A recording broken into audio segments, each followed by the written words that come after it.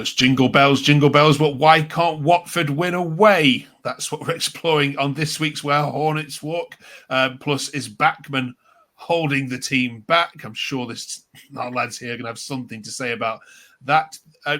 King Ken, is it time to see him back on the pitch? And Tom Cleverley got a bit shirty this week for the first time. Is that good or bad? Do fans like to see a bit more of an outspoken Tom? Welcome back, of course, to Where Hornets Walk. It's 20 minutes each week of Watford reviews. We've got Luke, Aaron and Rio back with us. First of all, very Merry Christmas to all our watchers and subscribers. We're really thankful for everything you've done for us this year to help our very, very small channel in the big pool of Watford podcasts grow, and hopefully you'll continue to do so in the new year. Drop us a subscribe if you haven't yet done so. Right, Luke, why can't you boys win away?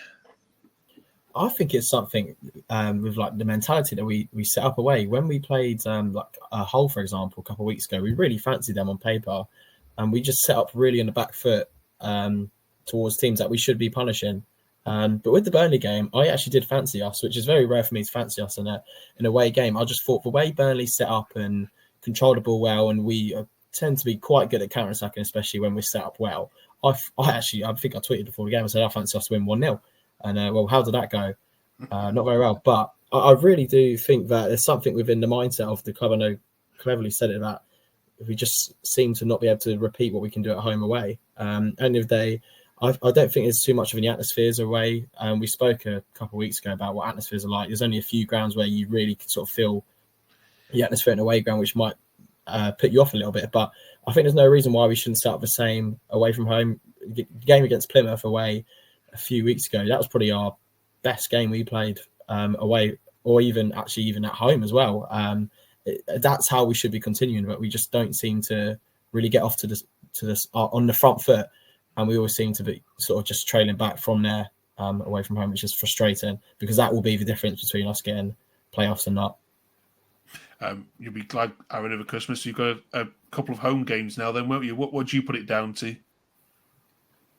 Yeah, I sort of echo that from Luke. I think perhaps we show teams way too much respect when we go away from Vicarage Road. I think perhaps, especially when we go to certain places, we should be gunning, sort of trying to come out the traps a bit faster than we do, rather than sort of setting up a bit more reserved, but trying to make sure we don't concede early, because that obviously was our problem for a long time. We kept conceding goals too early.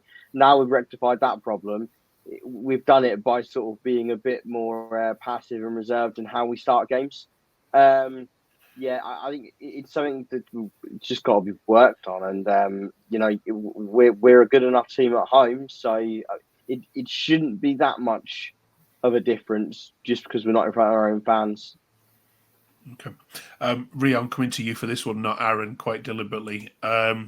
Lots of people calling out your goalkeeper at Turf Moor. James says, the day Bachmann isn't a Watford player is the day we are a serious club. He's a horrible, horrible goalkeeper. Desperate need of a keeper, says Dr. Beak. A keeper who can kick a football past the halfway line would be preferred. And they were two of the nicer ones that I could actually publish. Is it time? Is it time for a new goalkeeper? I mean, it's been time ever since he joined the club. It's been time for quite a few years now, and I think our performance against Burnley was quite evident. And in the first half, we couldn't string a pass together, whether that was out from the back, Bachmann was just playing us into pressure, and Burnley had one of the best presses I've seen this season, and we kept running ourselves into danger. And when Bachmann tried to hoof the ball, he's not the best away from home, apart from Sheffield Wednesday, and he can land anything. And it was just going to Trafford on the other side of the pitch. And I think in added time, in the space of about 30 seconds, Bachmann just shanked the ball, and it just went out for a throw-in right by him. And the first goal, I think he got a hand to it. He could have saved it, and albeit he's made a few good saves this season, but it's been equalled with his mistakes, and I feel he makes more mistakes than he makes good saves, and he lacks so much consistency, and I think it puts our defenders on edge. And we were saying the other month on this podcast about how Cleverley maybe needs to be a bit more stubborn like Alex Ferguson. last year when we had Ishmael, he happily dropped Bachmann for a few months and put in Hamer, who didn't look back. He was unbelievable for a few months, and Phil cleverly needs to do that, not just with Bachmann, but also Sissoko, because it was one of the worst performances I've ever seen from a club captain. I mean, if you look at his stats on like FootMob or something, literally his stats suggest he just stood on the pitch, and that's what he did.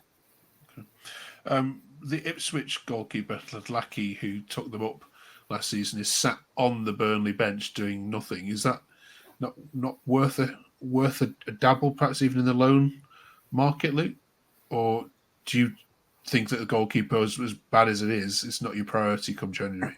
No, I wouldn't say it's my priority. I've said quite a few times it is definitely within the midfield.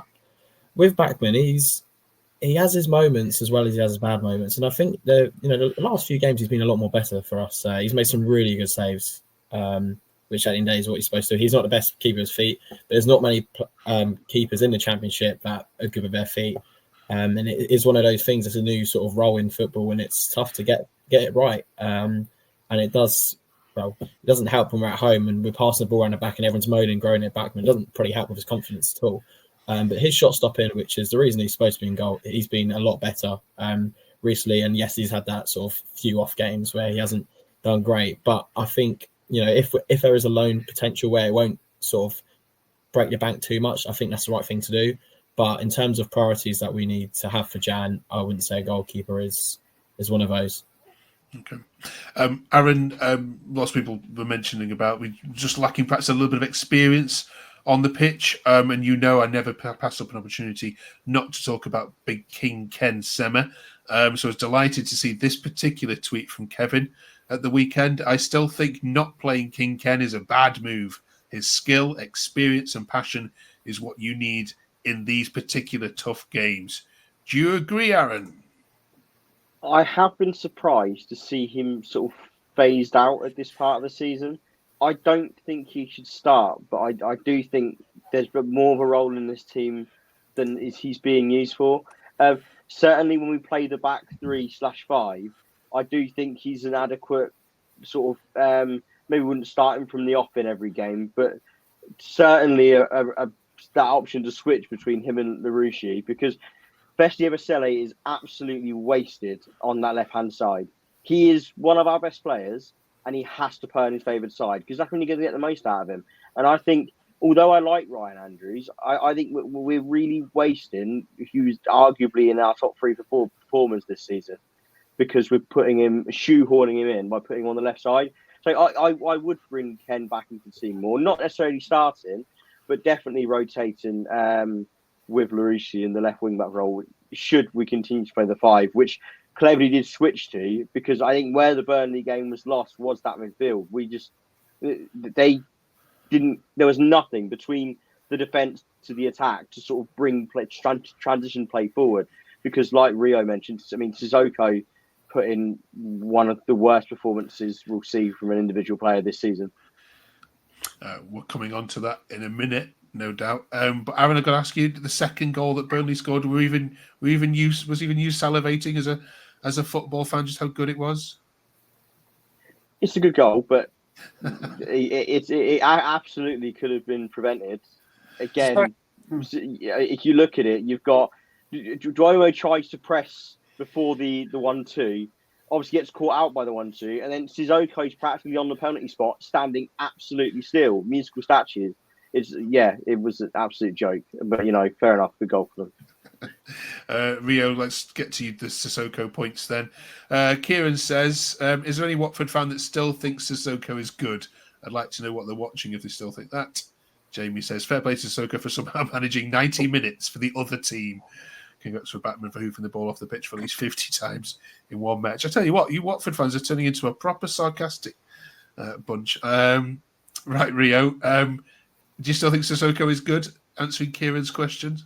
I really want to get the stats up on my phone, because it's some of the worst stats I've ever seen. Everything he attempted, out of say 6 aerial duels attempted, everything was 0, and then fouls committed 4, this, that, and that. It was one of the worst performances I've seen, and I think at the start of his second Watford stint, he was good. originally. I remember Sunderland at home, Coventry at home, Derby at home. He was driving with the ball really well. And I was seeing fans saying about how bad he is, and I didn't necessarily agree. I was like, I don't think he's been that bad. I think he's been rather scapegoated. But recently, I mean, his off the ball work, he's just standing still half the time. And for both goals, you can on Saturday, you can see absolute passenger. He's just standing there. And I think, as we said about Cleverly, I mean, obviously Sissoko's a big name, probably one of the biggest names in the Championship. I mean, can't see any other player who's played 80 times for France, Champions League final, won a World Cup or whatever. But just because of his name doesn't mean he has to be a guaranteed starter. Duomo, although he probably wasn't the best on Saturday, he should probably be playing alongside Loser, and I think Soko's just ultimately not been good enough. And we've seen players like Jefferson, for daily mention, he was actually good on Saturday, but other players who haven't been good enough, they've been dropped. So same should apply to Sissoko. Yeah. Okay. All right. Thank you both for that. Our final debate this week is about Tom Cleverley himself. For the first time, Luke, his interview, post-match interview, just a little bit spiky, calling out publicly the players, although certainly not naming them. Rich says it's all very well bemoaning the performance, but he said it. He could have made changes early. For me, the top coaches do that. I'll give him some slack as he's still learning the trade, but he had it in his power to change it. James says it's quite outspoken for Tom. Strong public criticism, which hasn't happened often. So our question to you, Luke, is do you mind that when a manager calls out publicly the players? It's a sort of 50-50. I think out of all the games that he's chose to do it, it's probably the wrong game to do it. You look at how our record's been recently, we're in a good spot.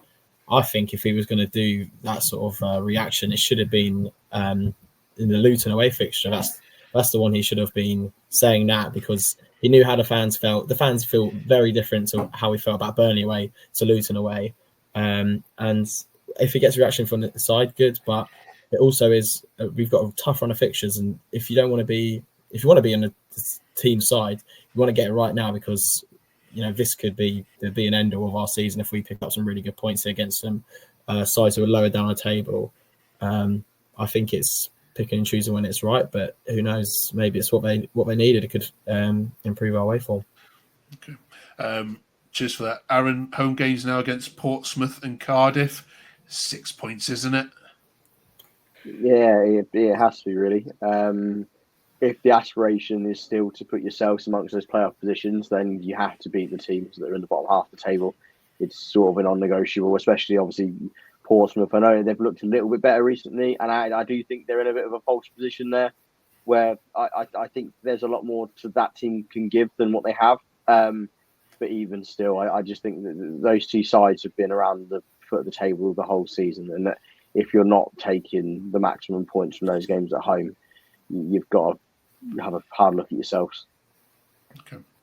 Listen, thank you very much. We'll leave that there. 10 minutes, 3 debates, done really well. Thank you so much. Our final message, of course, is to wish all of you watching a very happy Christmas. We're delighted, thankful for all your support. Hope you enjoy the games over Christmas. We'll be back in 7 days' time to look back on 2024 and hand out some awards for the best goal, the best player of 2024. For joining us for that. If you haven't done the Christmas quiz yet, go and do it. It's a cracker. And we wish all of you a very Merry Christmas, and thank you for all your support on this channel. And of course, Merry Christmas to our team here as well. Go and enjoy yourselves. See you next week.